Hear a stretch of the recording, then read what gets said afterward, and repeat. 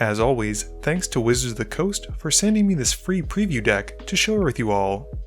Hey gang, and welcome to another Commander deck reveal. In today's video, we're going to be looking at Rebellion Rising, the red and white commander deck from Phyrexia, All Will Be One. I'm really excited to share this with you, but enough about me. We've got 10 brand spanking new cards to look at and a bunch of reprints to get into. So let's start off with some of the face commanders. First up we have Nyali, Sun's Vanguard. We see a real emphasis on tokens with Nyali, which frankly red and white does pretty well. The first ability only affects attacking creatures, and Double Strike is one of the better combat keywords outside of something like Unblockable. We also get pseudo card advantage for when you attack. If I'm understanding this correctly, the most you'll ever exile is 3 cards per combat, i.e. 1 per opponent attacked, but I love that the restriction to cast them isn't until end of turn or next turn as we typically see in red. They just chill in exile until you attack with a token again, which, considering this deck, is exactly what you want to be doing, so that seems like an easy thing to set up. Art-wise, I really dig this card. Nyali is rocking some badass Power Fist looking gauntlets, and the Phoenix behind them, who I'm assuming is the other commander Athari, is just chilling in the background looking majestic. The next card I want to show you is Athari, Sun's Glory. As this is Mirrodin with their 5 suns, I completely understand the sun naming scheme for the rebels. It calls back to what the plane of Mirrodin used to be like, and what's more is you can clearly see all 5 of the suns in the background of Athari's art. The card itself costs 1 more than Nyali, but comes with a bevy of keywords. Additionally, it works really well with the theme of tokens, making them as you attack, and we see the triumphant return of experience counters. I believe there's still no way to interact with experience counters outside of proliferating them, and thematically, the idea that this rebel leader gets better the more successful its attacks are kinda paints the picture bolstering the morale for their troops, with which each win has more people joining the rebellion. Lastly, since this is a phoenix, it wouldn't be allowed to be printed unless there was some way to bring it back from the graveyard. 4 mana is actually cheaper than casting Athari normally, not to mention with command tax, and they make their own rebel tokens which are needed to be tapped as part of the cost too, making this commander really good in my opinion. The first new non-legendary card for this deck is Clever Concealment. Likely a more balanced version of Teferi's Protection, this will let you save your board pretty easily, and sometimes for only the little cost of double white. This doesn't save you as a player, mind you, but I think this is a great replacement or redundancy card for people who might not want to drop the kind of money that Teferi's is currently costing. Art-wise, I like how Kruglov captured the rebel line in weight to strike at what looks like the soldier from Elish Norn's Phyrexian faction. Next up, we've got Glimmer Lens, and this is one of the new mechanics for 1, which is for Mirrodin. It's basically like Living Weapon, only unlike the Germ tokens, the red rebels won't die if you unequip from them. A straightforward card that only requires 2 attacking creatures to draw on white is frankly great, and 2 mana for equipment plus half the bodies needed to trigger it is just value. Looking at the art, it's pretty clear that the lens is the shining blue light over the rebel's shoulder. I'm guessing this is meant to help them find their way in the heart of Mirrodin, and it just looks cool. Next up we have Kemba's Banner. Kembra Ka Regent, you might remember from Scars of Mirrodin, is a cat cleric who cares about the equipment attached to them. But this equipment is actually kind of the reverse of what Kemba does. Kemba as a card cared about how many equipment it had attached to it to make that many creatures, whereas this equipment cares about how many creatures you have to pump up the creature that is attached to. Think of it as a permanent exalted type effect, and I think if I'm reading this correctly, the red rebel that comes in with this automatically gives itself +1/+1 for seeing itself based on the wording. I love the shiny reflective scale nature of a lot of the metal we're seeing from Mirrodin. Lore-wise, I'm not sure if this is meant to be like dark steel, or if it's more meant to be like a silver metal, which is to represent Karn. Either way, I'm really digging it.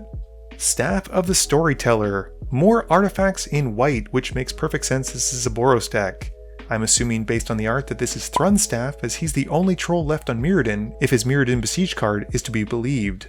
This is another cheap costing artifact that makes it token bodies it enters, but it requires a little bit more tracking, as you have to make sure you keep track of how many tokens enter via story counters. The activated ability of this card is where it goes crazy though. It's just a simple matter of pay, tap, and remove a counter to draw on white. That's it. At worst, without any other token support, this is 3 mana to draw a card in white, which frankly isn't bad at all. Gold Warden's Yambit. I really like the art for this card, as we kind of see all these soldiers hiding in wait, getting ready to be called into action and jump on that Phyrexian. It also ties in super well thematically with what I think the deck wants to do. Basically, as you build up your stockpile of equipments, the spell gets cheaper, representing the soldiers becoming increasingly ready to strike. I could see this being cast for only double red being particularly brutal, as you can really spread out your equipment onto tokens and make blocking for your opponents a real headache for them. Hexplate Wallbreaker. Trolls, battering rams, sign me up. I love how it's like charging and ready to break down some kind of wall. The art initially threw me on this one, as I just kind of assumed that all the Red Rebels were humanoid Mirrodin soldiers, but it completely makes sense that any race on Mirrodin would join the rebellion to fight back against the Phyrexians. The card fits beautifully once more with this deck, which cares about tokens and attacking, and this really wants you to attack. Between the art and the mechanic of the deck, it's kind of like the troll is breaking down the door, and then the real attack is beginning. Thankfully this doesn't go infinite, since it'll only trigger on your first combat phase, but it's still a sweet piece of equipment. Roar of Resistance, the battle cry and charge of the rebellion. I love the energy this card art is depicting, and it showcases all of the races of Mirrodin: Goblin, Loxodon, Mirran, Human, anything you can think of, just kind of coming together and going all out. Mechanically, this card is just bonkers to me. You might not know this, but I love goblins. Krenko is the longest deck that I've ever had, so this card will easily find a home in that deck. The second ability is even more powerful if you ask me, and it only costs a colorless and a red. Not limited to just tokens, this still works very well with them, as Roar of Resistance can turn even the lowliest of armies of 1/1s into something an opponent must immediately need to block with and deal with. What makes it even better is this triggers for anybody. That's right, if you can convince your opponents to attack each other for only a colorless and a red, you can help them out by pumping up their attacking creatures as long as they go at someone else. Volshock Factory. The last new card from the deck is a mana rock. We've seen a few interesting variants of rare 3-costed mana rocks, with cards like Midnight Clock and Cursed Mirror, with Factory joining their ilk. I say this likely isn't as good as the previously mentioned cards, mainly due to its ability only being activated as a sorcery, but overall this seems like a decent mana rock that can just build up over time. If you get it out early enough, it'll keep adding charge counters as you use it to cast spells, and although it's doubtful that someone would want to use removal on this until it has a ton of charge counters, even then, if they do feel that they have to use it, they've already used a valuable piece of removal on a mana rock, and I feel like that's a win for us. Looking at the art, this is a fun factory-style assembly line, with cool mechanical arms building a golem. I'm not sure why, but the face of the golem kinda reminds me of Atomic Robo, likely due to its blue glowing eyes, but I love that comic, so that's just a win for me. Next up, let's look at the reprints, which I've taken the time to enter into Moxfield to give us a better visual view of it. So please ignore Aurelia, I had to use a placeholder commander obviously, but right off the bat, we do get a planeswalker in this deck, and it's Elspeth Tyrael, one of my favorites. She does exactly what we want to do, which is gain a lot of life with tokens, make tokens, and blow up everything except for tokens. She's also got a decent price point at $10, making her a pretty valuable reprint. As far as creatures go, we have some okay ones. We see a lot of the same stuff that we typically see in commander decks right now, which is like Dragon Master Outcast, Emeria Angel, Jorkadine, Siege Gang Commander, stuff like that. Sorceries, we have again kind of a nice mixed bag. We've got some ways of making tokens with Hate Mirage, Martial Coup, and Hordling Outburst, and a few other fun cards like Heroic Reinforcements to help pump up our creatures and give them haste, as well as Cut a Deal to draw some cards. Moving on to instants, we get a couple good ones, with Boros Charm being a great way to protect our creatures, but more importantly, we see the reprint of Flawless Maneuver. This is one of those cards from the Ikoria commander decks where we're able to cast it for free as long as we have our commander out and get a really strong effect. But paying 3 for this effect or paying nothing for this effect is fantastic, and sitting at $23, I'm happy to see this coming back into circulation again. We also have 2 decent removal spells with Generous Gift and Path to Exile, targeting permanents and creatures respectively, and White Sun Zenith is a great end of turn spell to dump a lot of our mana in if we didn't have anything to do that turn. For artifacts, we have your typical mana rocks with stuff like Arcane Signet, Boros Signet, Mind Stone, Soul Ring, and actually a nice Talisman of Conviction. I think the 2 most helpful artifacts that are printed in this deck are probably the Idol of Oblivion, which gives us a way to draw cards as long as we make a token, and the Mace of the Valiant. I've never actually seen this card in person, but it makes sense since you're making a lot of tokens, which adds a lot of charge counters to it, which means that you can equip it onto something and smash face.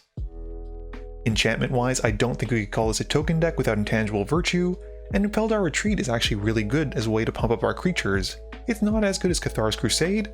I love the court line of spells from Commander Legends. Giving people Monarch is a great way to help them draw cards, especially in white and red, and Assemble the Legion can get out of hand if left unchecked for multiple turns. We now get to the land base, which, with most commander decks, is kind of a sore spot for me.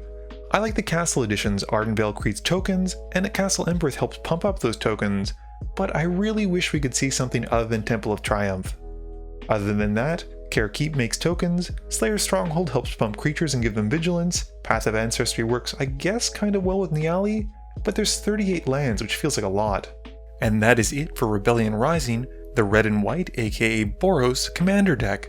From Phyrexia, all will be one. Looking at the face cards, I think I would probably go with Athari Sun's Glory over Nyali Sun's Vanguard just out of the box. Athari is a threat in and of itself and continues to get more dangerous the longer it attacks for. I think Nyali needs a lot more support in cards that would have to come from outside of this deck to really make it the best that it can be. And don't take this the wrong way, Nyali is very good. The card advantage alone from this commander is not something you can overlook in a Boros deck, as oftentimes I found myself struggling to keep enough cards in hand. Sure, they don't go directly to my hand, but they go to an exile zone that no one can really interact with, which is almost better. Overall, the design space for a lot of these new cards is pretty fun, and Hexplate Wallbreaker, Roar of Resistance, and Staff of the Storyteller stand out to me as some of the best cards we've seen in red and white in a while. Couple that with some decent reprints like Elspeth Tyrael and Flawless Maneuver, and I think we've got a pretty banging deck right out of the box. And just to wrap things up, once more, thanks to Wizards of the Coast for sending me this free preview deck. I hope you enjoyed it. Please let me know what you think about the deck itself, and whether or not you're planning on picking it up. Additionally, I'd love to hear what you think if you've actually had a chance to play with it, since I'm always curious to see how these precons do.